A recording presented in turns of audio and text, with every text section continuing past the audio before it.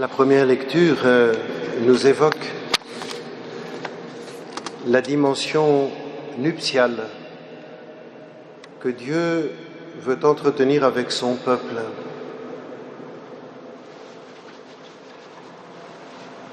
Lorsque Paul, dans la lettre aux Éphésiens, va méditer sur ce mystère de l'alliance, il ira même jusqu'à reprendre l'affirmation du 2e chapitre de la Genèse. C'est pourquoi l'homme quittera son père et sa mère, s'attachera à sa femme et ils seront deux vers une seule chair. Et il commente en disant: ce mystère est grand, il s'applique au Christ et à l'Église. On pourrait oser affirmer que Dieu crée l'être humain, homme et femme, pour que dans cette alliance fidèle de l'homme et de la femme, de l'époux et de l'épouse, quelque chose du mystère de Dieu nous soit révélé. Ce n'est pas l'alliance de l'époux et de l'épouse qui nous sert d'image pour penser la relation de Dieu avec son peuple. C'est la relation de Dieu avec son peuple, de Dieu avec même toute l'humanité, qui est, pourrait-on dire, la matrice du mariage humain et l'alliance du Christ et de l'Église, qui est la réalité du sacrement de mariage. Au début de l'évangile de Saint Jean,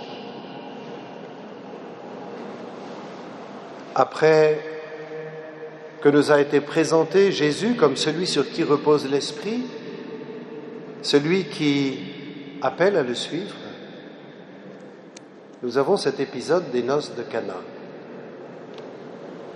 où Jésus, d'une certaine manière, se dévoile comme étant le véritable époux. Le signe de cela dans l'Évangile, c'est que le maître du repas, lorsqu'il a goûté le vin, va trouver le marié du jour, parce que c'est normalement le marié qui offre le vin. En donnant ce bon vin, cet excellent vin, Jésus suggère qu'il se situe comme époux. Et sa mère, la Vierge Marie, est située comme femme en face de Jésus époux. Elle retrouvera ce titre de femme au pied de la croix, lorsque Jésus accomplira en sa chair ce que symboliquement il dévoile en ces noces de Cana, qu'il est l'époux qui donne sa vie pour son épouse. Son épouse, c'est l'humanité qu'il rassemble en son corps. Cette humanité en train d'être rassemblée, c'est l'Église. L'Église est, nous dit le Concile Vatican II, dans le premier numéro du grand texte sur l'Église, Lumen Gentium, l'Église est dans le Christ comme le sacrement, c'est-à-dire le signe et le moyen de l'union intime avec Dieu et de l'unité de tout le genre humain.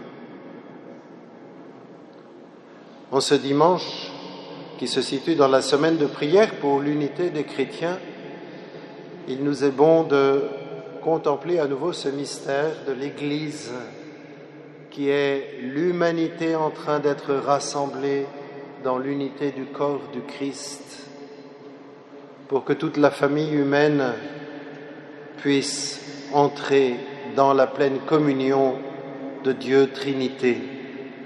Le dessein de Dieu en créant l'homme, c'est de lui faire partager sa vie, de lui faire partager sa joie, sa gloire, son amour.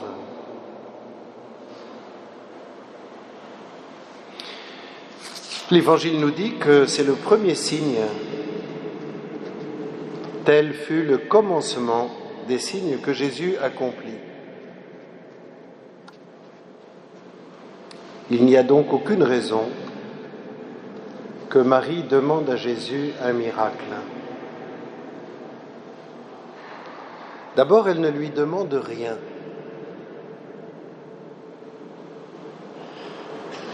Elle lui dit la situation.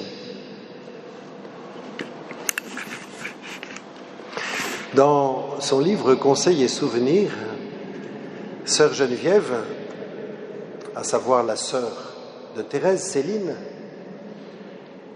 raconte ceci de Thérèse.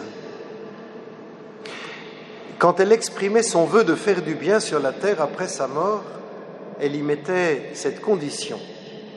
Avant d'exaucer tous ceux qui me prieront, je commencerai par bien regarder dans les yeux du bon Dieu pour voir si je ne demande pas une chose contraire à sa volonté. Elle nous faisait remarquer que cet abandon imitait la prière de la Sainte Vierge, qui, à Cana, se contente de dire « Ils n'ont plus de vin ». De même, Marthe et Marie disent seulement « Celui que vous aimez est malade ». Elles exposent simplement leur désir sans formuler de demande, laissant Jésus libre de faire sa volonté. Cette remarque est intéressante pour éclairer notre prière ou éclairer plus précisément notre manière de nous situer par rapport à Dieu, par rapport à Jésus dans notre prière. Nous ne prions pas pour forcer la main, nous prions pour, d'une part, exposer notre vie au Seigneur et en conséquence nous rendre disponibles à ce que Dieu veut faire. Mais qu'est-ce que Jésus va faire aux noces de Cana? Marie n'en sait strictement rien. Sans doute que c'est lui, puisque Joseph semble ne plus être là, qui a les cordons de la bourse familiale. Peut-on aller acheter du vin? Et Jésus, dans sa réponse, se situe sur un autre plan. D'abord, il appelle sa mère femme, comme s'il prenait une certaine distance. Et puis, il y a cette phrase, vous savez que dans le texte de l'Évangile, il n'y a pas de ponctuation. La ponctuation est une interprétation. Et vous avez entendu, comme j'ai lu la réponse de Jésus, sous forme interrogative. Mon heure n'est pas encore venue.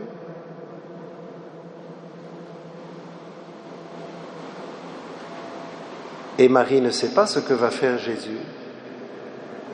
Mais l'acte de foi qu'elle a posé à l'Annonciation, sans bien savoir ce que fait Dieu, elle le pose une nouvelle fois au début du ministère public, nous entraînant dans son acte de foi, en nous disant « Faites tout ce qu'il vous dira », il y a comme un écho de l'Annonciation, qu'il me soit fait selon ta parole, mais Marie nous fait entrer dans son acte de foi. En faisant ce que dit Jésus, ceux qui sont là vont voir ce qu'il fait. Et Jésus va ainsi, comme dit l'Évangile, leur manifester sa gloire.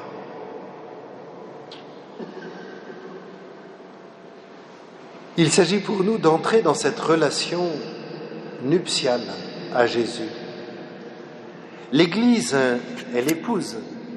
Thérèse l'affirme de manière très sobre dans le manuscrit B. Elle dit « Moi, je suis enfant de l'Église et l'Église est reine puisqu'elle est ton épouse, ô divin roi des rois. » Et lorsque nous sommes membres de l'Église par le baptême, nous sommes tous dans la situation de l'épouse qui reçoit du Seigneur ce qui va féconder nos vies. Nous sommes tous en situation de réceptivité de la grâce de Dieu, de réceptivité de la parole de Dieu, de réceptivité des sacrements, à travers lesquels le Seigneur agit en nous, pour que nous puissions, par lui, avec lui et en lui, porter du fruit. Et nous avons tous à apprendre à aimer Jésus d'un amour nuptial.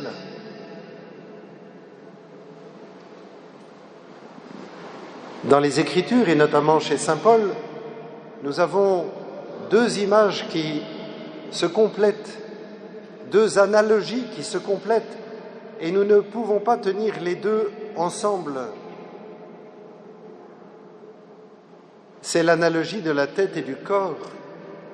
Le Christ est la tête et l'Église est le corps du Christ. Et puis c'est l'analogie de l'époux et de l'épouse. Et c'est pour cela, me semble-t-il, que les batailles autour de savoir de quel côté de l'autel il faut que se situe le prêtre sont des batailles absurdes, car les deux expriment quelque chose du mystère.